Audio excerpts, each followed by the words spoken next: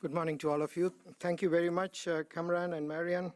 This has been a great opportunity. Basically, I think this is my third occasion for ISNTD to talk about various aspects of dengue.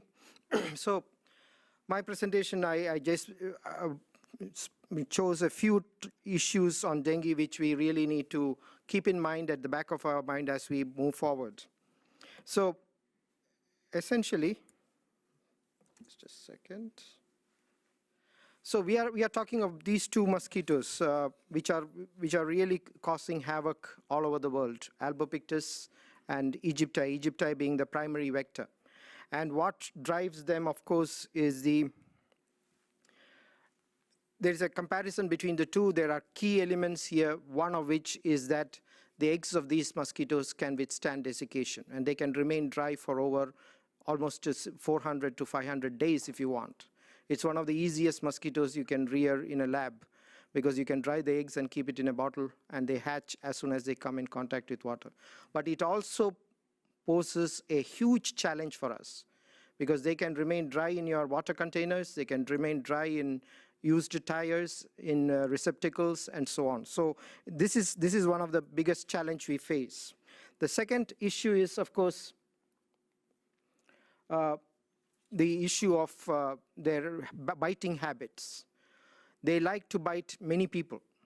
So this leads to clustering of cases.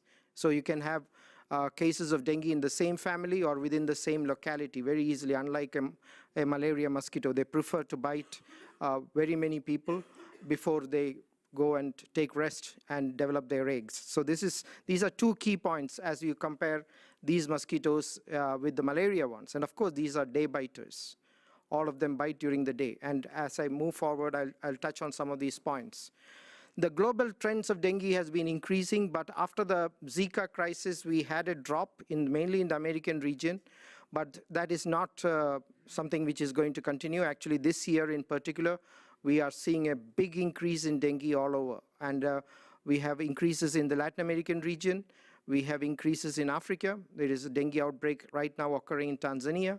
There is also outbreaks occurring in the Asian continent, in Cambodia, Vietnam, Singapore, and so on. We have almost 12 countries of Asia now facing a huge resurgence of dengue, including Thailand. So this is going to be a big year, and this is one of the reasons why WHO highlighted dengue as one of the 10 problem diseases for the year. The next one is, of course, the deaths. We have made significant progress in reducing deaths. And thanks to the clinicians and those who are experts in managing cases of dengue, because we really don't have a medicine or a vaccine. So it's a question of case management, and with good training and referral system, it is possible to reduce death. And many countries, including places like Bangladesh, had achieved 0 deaths for nearly 4 years. It is a question of achieving the target, working towards the target. So deaths have declined, but the burden of the disease is pretty high. This issue is something which Maile briefly touched on, the lack of data in Africa.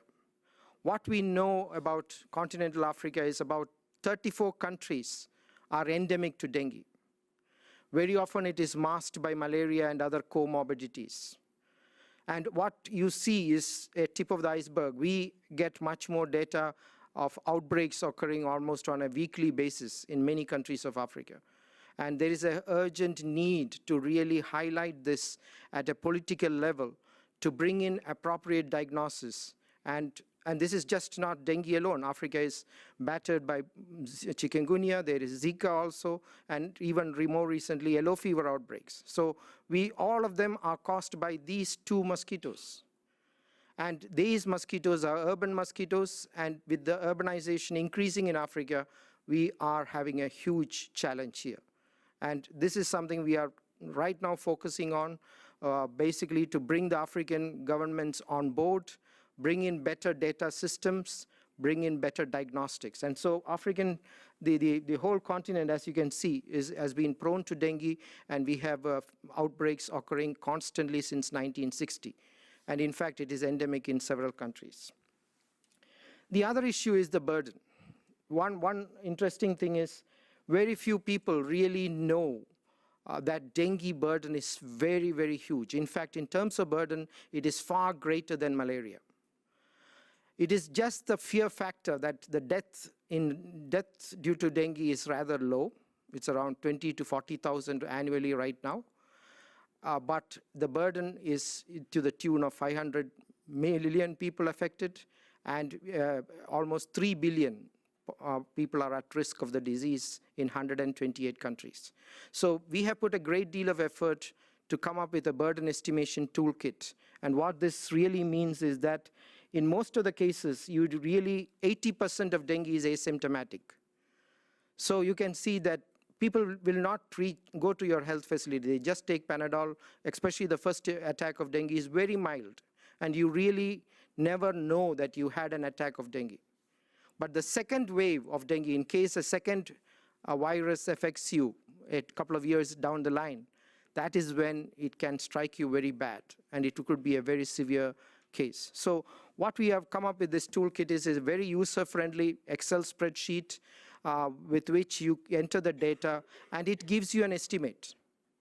And we have compared these estimates with several burden estimations done by experts in IHME, Oxford, and others, and they match very well. So everyone was on our advisory group when we finalized this, and right now we have done estimation in 15 countries, and we are moving on. So this is just to summarize where we stand vis-a-vis malaria. So you can see that even this week, 2 countries have achieved elimination of malaria, so the number of countries affected by malaria is rapidly declining. On the other hand, the burden of disease of dengue, dengue affects 128 countries, nearly 4 billion people at risk. On an estimate, about 390 million was one study, and the deaths is about 40,000. Malaria, on the other hand, it is only the death which is high. They still have over 430,000 deaths estimated. So this really shows you that in many countries, mainly Latin America and Asia, if you ask the minister what is your priority, they will say dengue. Malaria is no more. And malaria has really gone down in all these countries, even in Africa to some degree. So it's a question of dealing with another vector which is going to attack you in the urban areas. And it is high time we do a concerted effort. I need to just touch on a few interesting points. One of the challenges dengue program has faced is the lack of data, a good epidemiological study. And you'll be surprised to know that this paper in 2015, which is an RCT trial of dengue control done by communities, is the first one to prove that vector control works in dengue. It's really sad because there's no funding for this, and large-scale trials are completely lacking in dengue. And so we end up with several good studies, but they are not really of high quality. And we really need these good quality data to make policy recommendations. So epidemiological endpoint is very important, and we urge everyone, wherever possible, to work together so that we can pool our resources and achieve good quality data. The second part is climate, which our director has already briefly mentioned. Climate has a big impact. We have a document produced jointly with the World Meteorological Organization, and this is going to be revised too.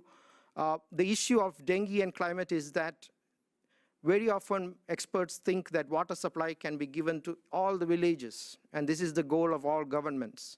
But we need to remember that the climate change factors also bring in drought and acute scarcity of water. A large sections, actually the UN has listed 30 countries, 30 cities, which will have no water in the next 5 years. And I know very well in some of the countries which are known to me very well, they are struggling for water. So when you struggle for water, you are going to hoard water. And the more water you store at home, you are providing wonderful residence for Aedes mosquito. So this is the biggest challenge. So how are we going to tackle this? We need better containers. We need preventive measures to prevent breeding occurring right in and around your homes. As I said, this asymptomatic dengue, 80% of any dengue outbreak is asymptomatic, and we have now evidence showing that these asymptomatic carriers can pass the virus to the mosquito. So this is almost like malaria, very, very similar to malaria. So we need to factor this also. What is the role of asymptomatics in transmission during a particular year? This is the second study. For the first time in Mexico, they have proven that if you do vector control, both at place of residence and place of work or school through contact tracing, you can bring down dengue. And this was a very good paper which was recently published, for the first time proving that targeted residual spray done in both these places can reduce transmission. And we are now including this in our fact sheet to encourage governments to act at both places, because you are dealing with a day biter. So otherwise, all the traditional dengue vector control tools still play a role. They have a potential if used together. They are a very potent tools, but the problem is we need the tools at the right time, at the right place. And in the case of dengue, we need to attack both the larval stages and the adult stage. So I'm not going into details of these tools, but all the traditional ones are still very useful and valid. And we are looking for new tools. And we are really happy to know that at least 6 new tools are moving in the pipeline. And this includes a spatial repellent, which is going through a big trial in Peru. We have a peridomestic residual spray moving through at a slow pace. We have several traps, which are showing a lot of potential. We have genetic manipulation, basically radiated mosquitoes promoted by International Atomic Energy Agency, and we partner them in promoting it in countries. There is sterile insect technique through, which is basically the Wolbachia one. And there are 2 strains of Wolbachia, one which leads to a population suppression, and the other one which leads to population replacement. Both helps in controlling transmission, and both of them are going through various stages of trial. Actually, the population replacement model is doing their final studies, a phase 3 trial in several countries. So we are hoping to get data by next year or by 2021, which would be very, very useful. So there are several tools in the pipeline, and we really hope all this will help in managing the disease. Moyle did briefly mention about the global vector control response. Now, this is a document which WHO was developed at the request of member countries at the height of the Zika crisis, and this calls for a real comprehensive approach for vector control. And you can see this document on our website, and this again emphasizes on community participation, intersectoral action, a much greater emphasis on vector surveillance, and then of course scaling up control efforts, for which we of course need research and capacity building. But having said that, I need to emphasize vector surveillance. Many countries, you would be surprised to know that 43% of Europe, there is no surveillance today. And there's a whole gray area in the map produced by ECDC. And in other countries also, vector surveillance are weak. And what has happened, the only country who has done thorough study of vector surveillance is China CDC. And what they have noticed is Aedes mosquitoes have started breeding in rural areas. Culex tritineorhynchus, which is a Japanese encephalitis vector, is breeding in cities. And their mites and ticks are also moving northwards with various climate and environmental changes. So if we are not going to track our vectors, we are sitting on an unknown volcano which could burst at any time with very many diseases. Right now, you may know that Mayuro virus is affecting parts of Brazil. And there is an effort to tackle that, which is also a Aedes-borne as well as hemogogus mosquitoes. Both of them transmit Mayuro-virus. But it is beginning to affect urban pockets. And this is the area we need greater effort to put, mainly to have vector surveillance in place so that we know which vectors are in our backyard. So just to sum up, basically from Aedes-borne diseases of the 21st century, we are dealing with uncertain distribution and burden. As malaria declines, all these Aedes-borne diseases are on the rise. Urban health and delivery of services at urban centers really needs a focus. Insecticide resistance management is another issue which needs to be addressed. There is a significant impact on environmental changes, and we have to see how to mitigate them. The mosquitoes have spread through silent breeding, cryptic breeding, and they are continuing to expand. And right now, Aedes is present in over 150 countries. And as I said in the beginning, these two mosquitoes cause havoc by transmitting more than 4 diseases. In our department, we are also revising the global strategy for dengue and the dengue guidelines. We will have new versions soon. And as Moile said, please log on to our website. This is the one where you can, for our WHO roadmap, where your views you can express and you can put in, we have put some ambitious targets, to be honest.